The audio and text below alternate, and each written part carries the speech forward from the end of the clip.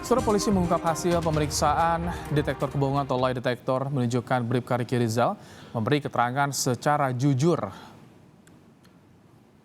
Sebelumnya polisi memeriksa Putri Chandrawati dan 3 ajudan Ferdy Sambo yang menjadi tersangka pembunuhan berencana Brigadir Yosua, yakni Kuat Maruf, Riki Rizal, dan Eliezer.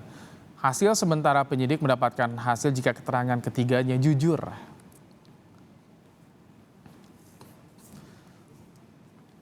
Tes kebohongan sudah dilakukan, Polri menyebut hasil pengujian terhadap Riki Rizal, Eliezer, dan Kuat Maruf adalah jujur. Kesaksian yang mana yang disebut jujur? Kita akan bahas bersama dengan pengacara Riki Rizal, Erman Umar, dan juga penasihat ahli Kapolri Irjen Purnawirawan Arianto Sutadi yang sudah bergabung bersama kami di sore hari ini. Selamat petang, Pak Erman, Pak Ari. Selamat petang, Bang. Selamat petang para pemirsa sekalian. Baik, Pak Erman, kesaksian yang mana sih yang disampaikan Riki Rizal yang dibilang jujur ketika dites lie detector?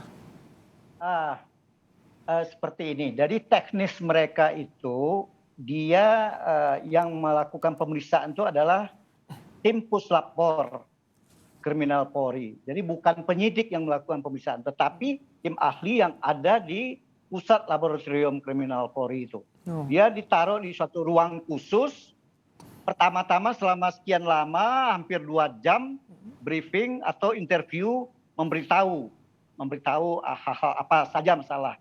Kalau lawyer maupun penyidiknya juga tidak di dalam. Kita hanya bisa melihat di layar TV, monitor TV-nya.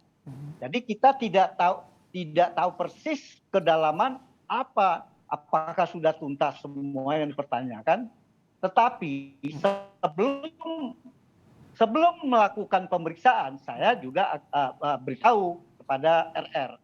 Pertama saya minta penyidik ini kepentingan apa, untuk apa? Karena bagaimanapun lie detector itu kan tidak selalu dalam satu perkara dilakukan tes lie detector itu.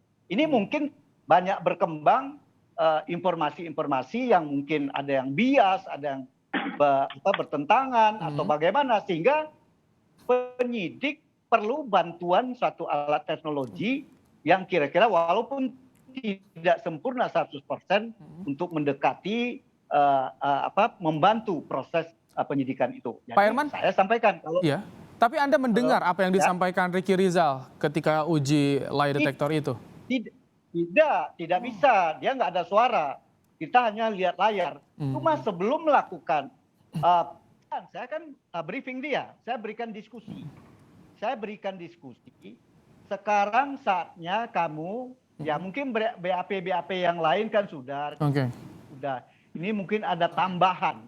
Kamu harus, saya bilang, kalau mau bicara pada saat ini kamu diberi kesempatan berbicara lagi tentang apa yang kamu alami, yang kamu ketahui. Kalau kesaksiannya kepada Anda seperti apa sih sejauh ini Riki Rizal?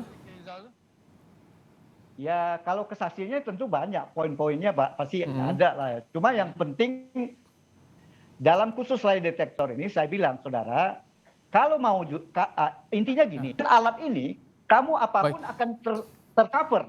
Kamu bicara bohong pasti ketahuan. Nah, Pak Erman gini kan, ini berangkatnya lie detector karena ada perbedaan keterangan ketika rekonstruksi ini. Nah, kalau keterangan yang disampaikan ke pengacara apa sih yang menurut Anda, oh ini keterangan yang menguatkan bagi Riki Rizal?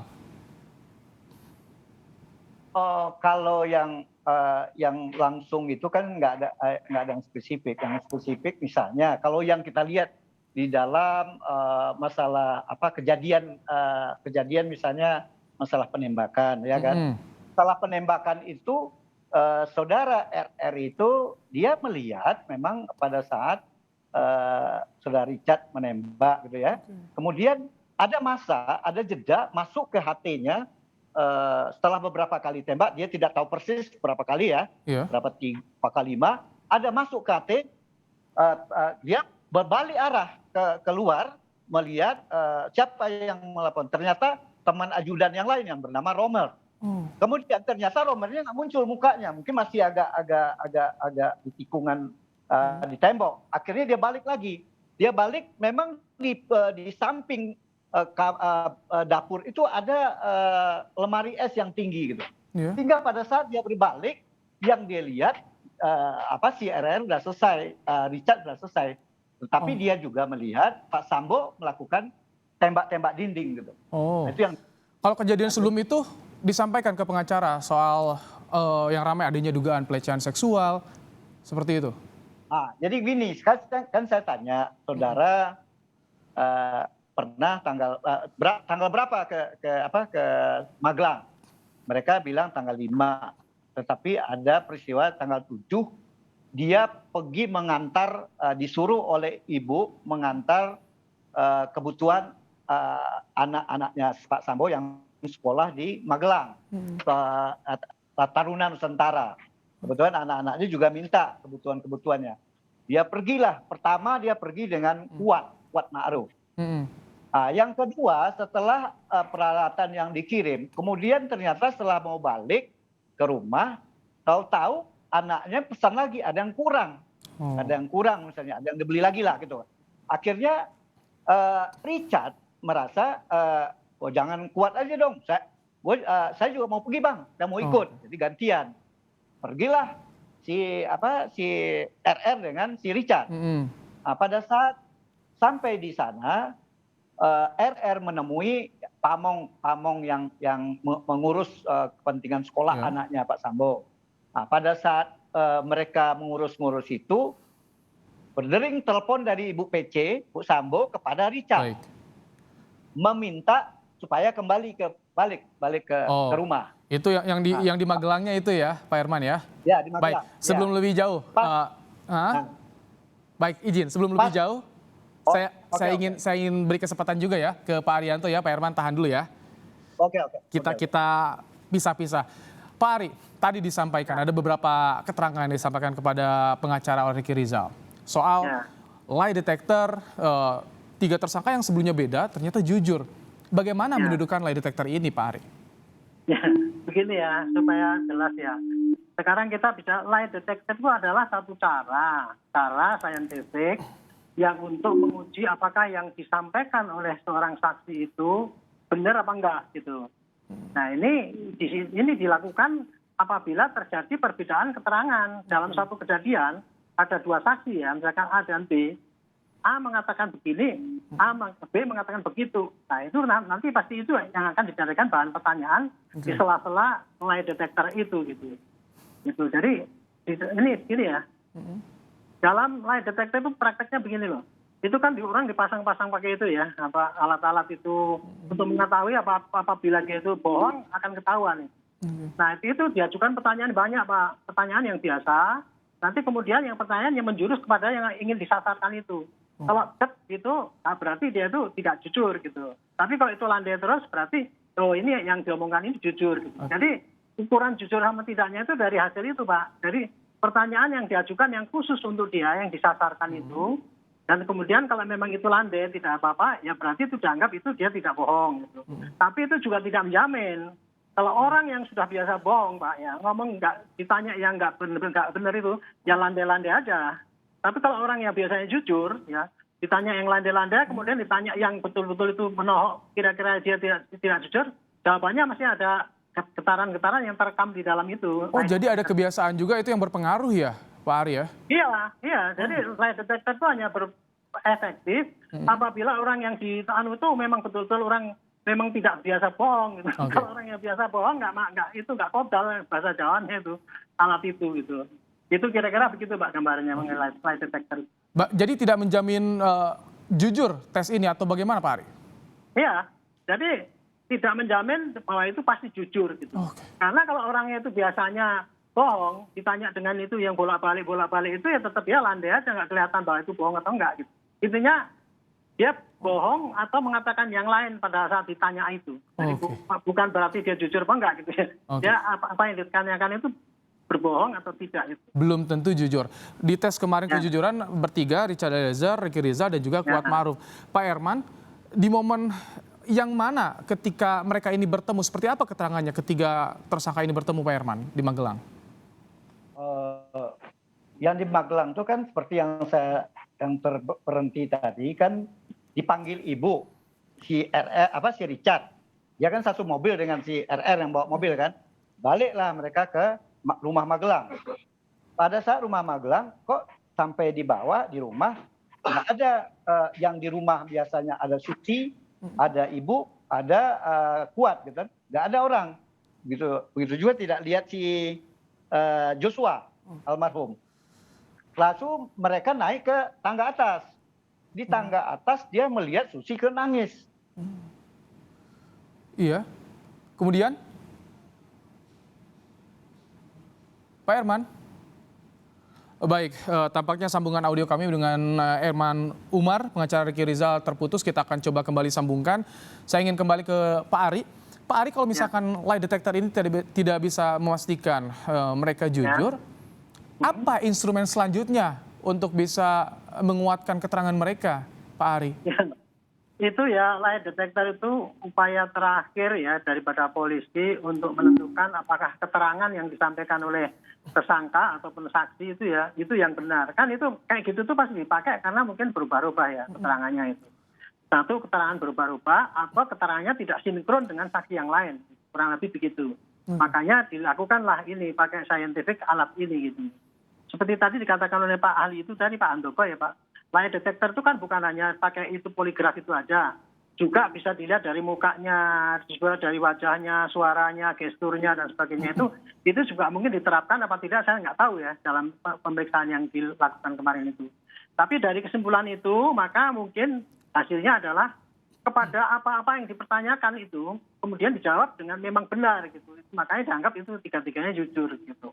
Kurang lebih begitu Pak. Pak Ari, jadi nanti ya. Komnas HAM mewanti-wanti mengingatkan dengan kasus Marsina soal ini kan Richard Eliezer di luar lingkaran yang Ferdy Sambo, tapi tersangka lain berada dalam lingkaran Ferdy Sambo, ini yang dikhawatirkan. Pak Ari, apa yang Anda lihat soal ini Pak Ari? Ya, saya sih nggak khawatir lah dengan apa yang disampaikan Komnas HAM itu. Masalah pembuktian itu kan sudah ahlinya daripada jaksa Pak. Ini di sini polisi itu hanya mengulang bukti yang semaksimal mungkin, ya. Maksimal sehingga oleh jaksa dianggap ini cukup. Baik. Nah, nanti perjuangan untuk meyakinkan hakim itu ya jaksa gitu. Nggak usah kita diwanti-wanti Komnas HAM Tidak ada kekhawatiran ya. Dia. Baik. Pak Ari, kita akan kembali ke Pak Herman. Pak Herman. Ya, Pak. Nah, sudah tersambung. Jadi apa yang menurut Anda penting dari kesaksian Ricky Rizal soal yang terjadi di Magelang, Pak Herman? Kalau menurut saya kesaksiannya itu masih juga tidak bisa hal yang menggambarkan seperti apa yang selama ini gitu. Misalnya gini, dia sudah naik ke atas, setelah bertanya sama Kuat ada apa, kemudian dia naik ke atas, dia melihat ke kamar ibu. Nah, dia datang melihat kamar ibu baring di kamarnya, ditanya sama Richard, RR. Ada apa Bu? Gitu. Dia jawab. Tapi ibu tidak langsung menjawab ini. Dia malah bertanya, Joshua di mana? Malah bertanya Joshua ya? Iya, malah bertanya Joshua di mana? Kondisinya seperti apa ibu saat itu? Ibunya baring di, memang kayak sakit gitu. Baring pakai satu bantal. Ada air mata, menangis atau bagaimana? Sedih atau bagaimana dari Ricky Rizal keterangannya? Iya, karena dia cuma melongok di itu, jadi nggak tahu persis ya. Tapi yang jelas kan ya pasti terbawa dari omongan Susi, menangis gitu kan. Tentunya pada saat itu Jano tidak pasti ada perasaan ada apa kejadian. Tapi di dalam dan si RR tidak juga bertanya lagi. Karena diminta ibu Joshua-nya di mana. Baik. Tapi tahu soal dugaan pelecehan seksual ini, Ricky Rizal? Tunggu dulu Pak. Baik, silakan Pak Herman. Jadi akhirnya dia turun ke bawah lagi, tahu-tahu Joshua mau masuk lagi, mau ke kamar ibu, mau dihalangin oleh Pak Kuat. Itu dilihat oleh RR. Iya.